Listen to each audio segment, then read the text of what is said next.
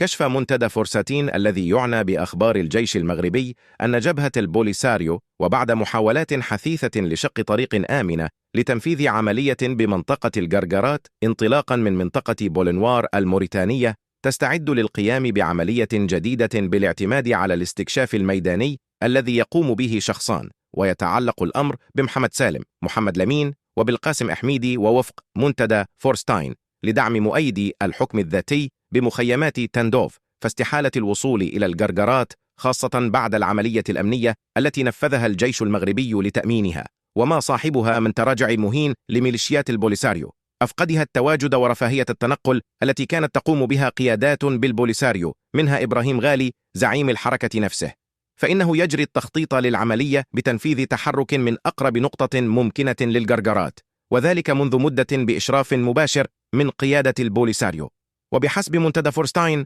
فالخسارة الكبيرة التي تلقتها البوليساريو جعلتها تحاول جاهدة للتعويض من خلال صناعة أحداث تعيد أملا متلاشيا بين قادة البوليساريو وسط تأثيره على الأتباع الذين ضاقت بهم الأرض بما رحبت، خصوصا بعدما لم يعد لهم أمل بعد مضي أزيد من 3 سنوات على إعلان البوليساريو العودة من طرف واحد سوى ترقب وعود القيادة التي يكذبها الواقع والميدان.